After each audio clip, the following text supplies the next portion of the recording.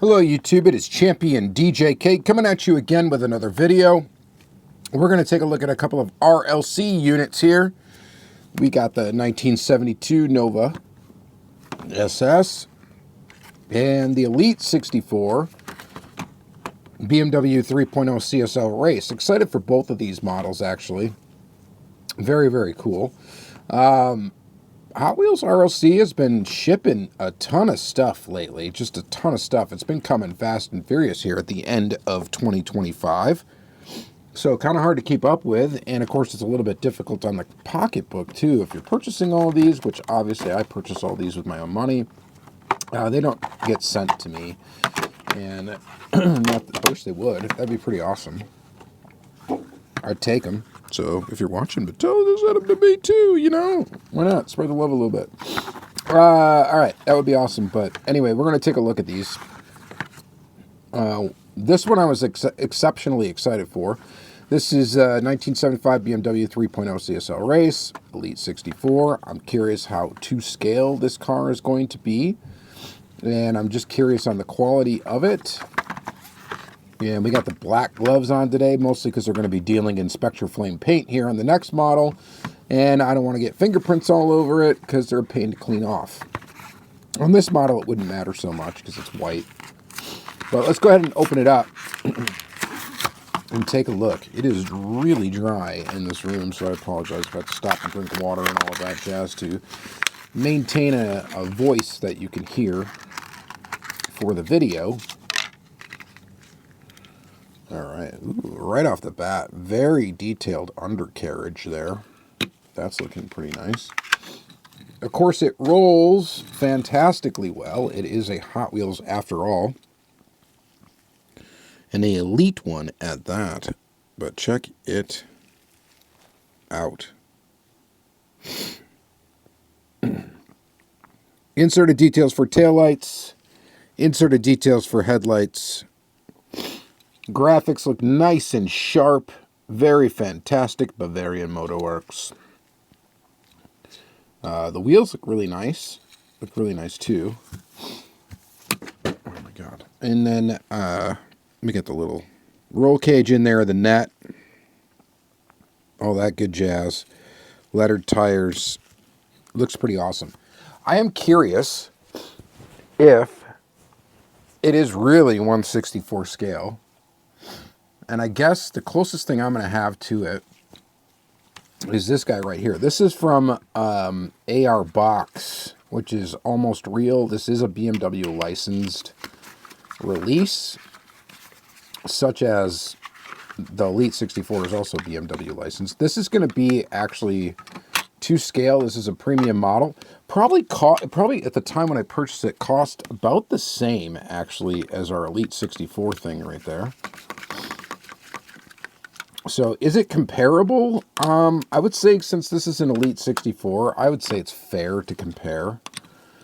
This also rolls, although not anywhere close to the smoothness of this particular model.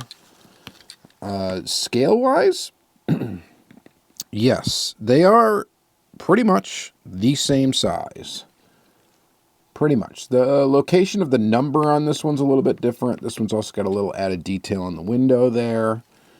This one does not have the net down, but it does have the roll cage. This one's got a little bit of a different spoiler or wing. A little bit more detail back here. So there's some details that it has a little bit more of, and then some it has a little bit less, like the undercarriage. Not as detailed on this one as it is on the Hot Wheels. Also, this has a plastic base, whereas this has a metal base. So, very cool. The wheels are a little bit different too. You'll notice that we got some like bronze on the inside of the Hot Wheels one, but just silver on the inside of that. The or gold rather, or whatever. These have lettered tires. This does not. I think I actually, you know, and surprisingly, this one's stance, it feels like this one's a little bit lower.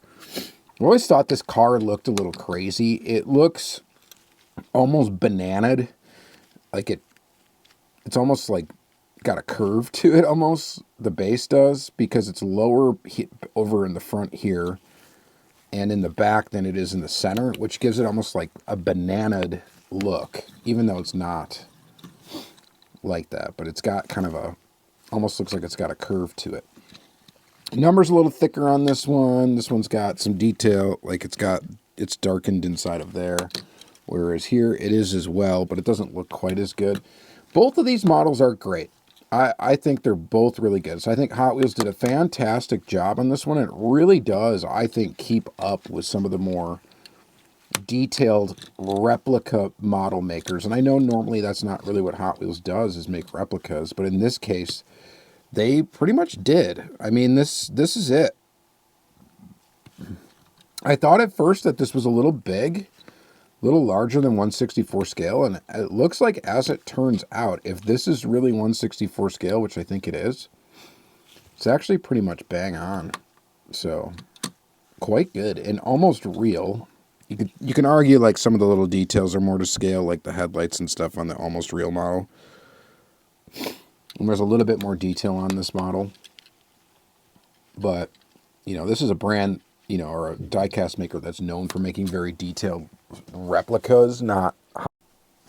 So, you know, I would say Hot Wheels really did keep up with this. Keep up with this brand, which is really cool. Really, really cool. The wheels are cooler on this one, too. This actually might just be the better looking model, to be frank. The stance are really actually about the same. You know, I could argue maybe this one sits a little bit lower to the ground, but I don't know if that's just because... yeah, it might sit a little bit lower.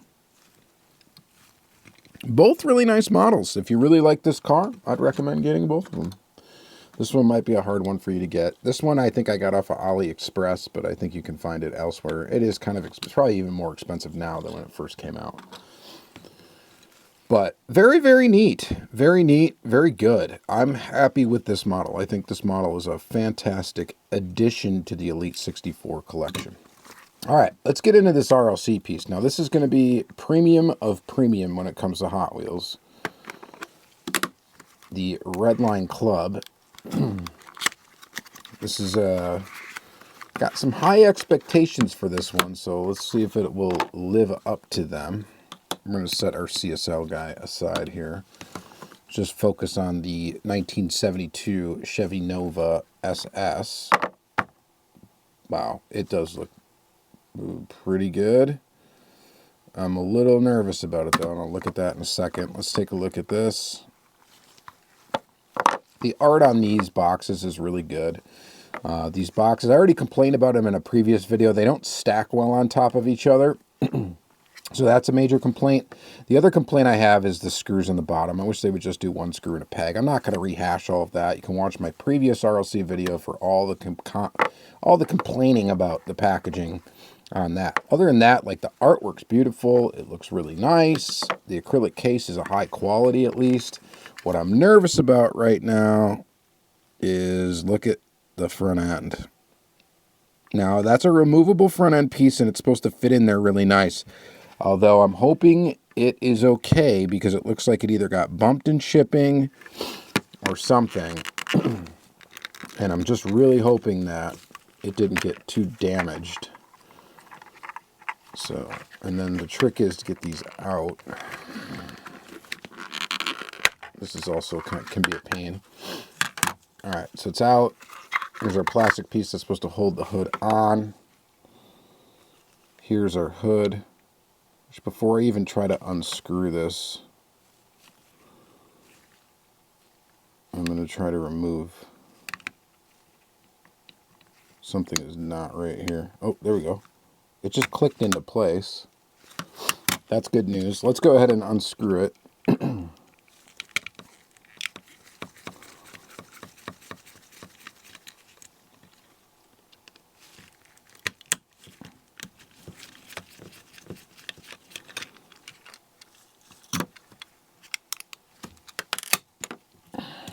Oh, that does look awesome.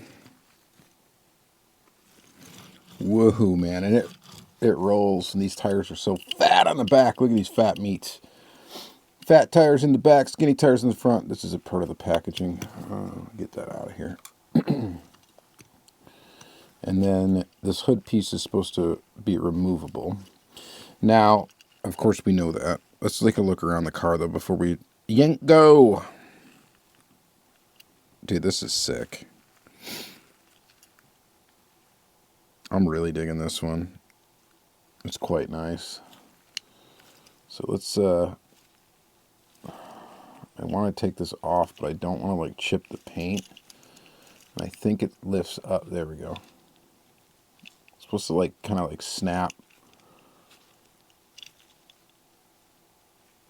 It's supposed to be pulled out. Man, I don't want to mess this up. It should tell you how to take it off. I just don't want to chip it, you know? I want to pull this off, but I really don't want to chip. Okay, that's up. Man, you know, these models are expensive, and I just really don't want to break this thing. But I feel like we have to, you know, come hell or high water, we need to pop this off. Am I just stupid that I can't figure this out? Or am I just being too much of a Sally about it, and I just really need to... That made me nervous! Okay, we're never taking that off again. Here's the motor. Is it worth it to have that removable piece, honestly? Be honest with yourself. Is that necessary? It's cool. I mean, the engine's got some detail in there and stuff, but is it necessary, really, to be able to have it like this, displayed like this? I'm going to argue no. It's not. I'd rather just have this permanently affixed, man. That was very nerve-wracking. Here is the front. We can get a nice look at it. That paint held up. I mean, honestly, I'm kind of shocked it didn't chip from the way I pulled it off. There's lots of detail inside of this thing, too. Like, lots of detail. Let's see if we can look at that. So, in that regard, this thing's pretty sick. I mean, I really think it's nice. I just think that this is unnecessary. I'm glad that it, like, fits tight, though. Again, now I'm nervous putting it back on. I know it will, like, kind of click into place, but... Okay. So it kind of goes... I almost want to take it off again, just to demonstrate. Like, you got to pull it... No, I'm not going to take it off again. I'm just going to leave it on. I'm not going to do it. It fits very tightly on, which makes it hard to take off. And I'm glad that it's hard to take off. But essentially what you do is you pull it forward. And then that front comes up. And then you should be able to just kind of pull it off like that. From repeated doing that, though, I have very fear of this paint chipping on the sharp edges. I would think it would after... If you're not too careful, it's going to chip. So, let's go ahead and put it back on for the last time here. There. It's on. Fits tight. It's good. This thing rolls really well. It's actually quite beautiful. This mirror finish paint just looks so awesome in purple and on this particular car. I love the wheels on it. I think that looks absolutely fantastic. Yeah, hard to argue that this is not a really good looking car. So I would say two big wins from Hot Wheels here. Two big wins for me. I really like this. I think this is really nice. I really like this, and I think this is really nice. I think this one's a little bit cooler than this one, just because. This one is actually to scale, which is really exciting for me. I think that's really awesome. At least I think it is to scale. If that AR box one is to scale, then this is to scale. This is probably small, honestly. It's probably a little bit smaller than 1/64 scale would be my guess. I would imagine this car in real life or whatever, you know, if you were really just to shrink it down to 1/64 scale, that this car would be larger. But I'm guessing it's a little small. I don't know for sure. I could say it almost without a doubt, though. I bet you that this is definitely a little small. I'm just trying to think of looking at Chevelles. I don't know if I have a really good Chevelle to compare it to. Probably a green light would be the closest one, and I don't know that I even have one that's a 72 or one that's even near me. You know what? I actually might. Is this a Chevelle? What is this? This is a Chevelle, right? No, this is a Buick. But I bet you it's the same platform. Man, do I have a Chevelle? You muscle car people will be able to at least tell me, is this a fair comparison? So this is a Buick. It's a GSX, I think. Or Buick GS 400. It's a 1968, so not a 72. But I imagine that these cars are somewhat built on the right platform. This is what a green light would look like. You know, these are both GM. And this does, you know, it's got a Chevelle kind of look to it. I could be way off even comparing these at all. But you can see how much bigger it is. Like if you were to take this gap and multiply it by 1/64. So I think that this is, you know, the Chevelle probably stayed close to the same length. And I just have a feeling like this is small. And not that I care so much, but you might, and that's why I like to mention it. I don't really care all that much. It's kind of a unique piece being like this, but I just feel like the casting is definitely a lot smaller than 1/64. But again, I could be wrong. I could be wrong. You guys let me know. Someone get out a digital caliper, measure this in the actual car, and tell me what's up. So, and let me know what you think about both of these. So, pretty cool. All right, you guys, thank you guys very much for watching. This will be in the RLC feature video playlist on my channel, so check that out. If you'd like to, ooh, I got a Chevelle. Hang on, I do have a Chevelle. I got this one. What year is this guy? What year is this guy? So this is a 69. Not a 72. But this is a green light. Now, green light might be bigger than 1/64. And this might be smaller. And then it gets exaggerated. This is a 69 though as well. But again, same size as that Buick, right? It's big. All right. Anyway, thank you guys very much for watching. Have yourself a great day, and we'll see you in the next one.